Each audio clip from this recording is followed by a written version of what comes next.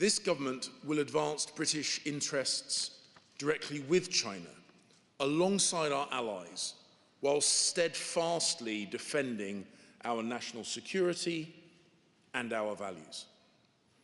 And we can expect profound disagreements.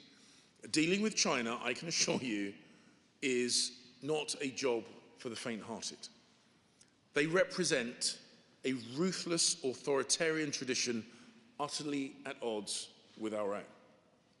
But we have an obligation to future generations to engage, because otherwise we would be failing in our duty to sustain and shape the international order.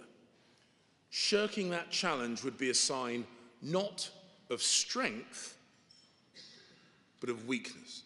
A country that wants a respected place at the apex of the world order should stand up for its own principles and keep its solemn obligations to defend the laws at the very foundation of that order.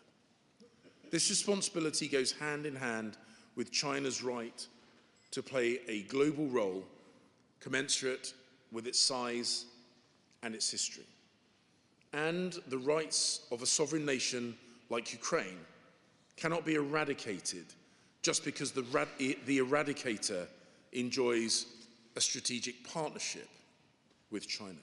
We will strengthen our national security protections wherever Beijing's actions pose a threat to our people or our prosperity. We are not going to be silent about interference in our political system, or technology theft, or industrial sabotage. We will do more to safeguard academic freedom and research.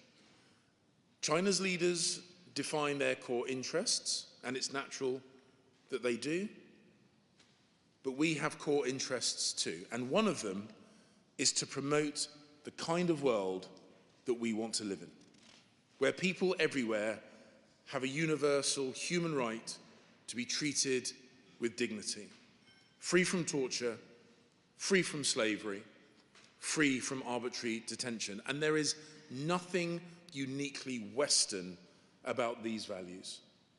Torture hurts just as much, whoever it is inflicted upon. Taiwan is a thriving democracy and a crucial link in global supply chains, particularly for advanced semiconductors. A war across the strait would not only be a human tragedy, it would destroy world trade worth $2.6 trillion, according to the Nikkei Asia. No country could shield itself from the repercussions. Distance would offer no protection from this catastrophic blow to the global economy, and indeed to China most of all. And I shudder to contemplate the human and financial ruin that would follow.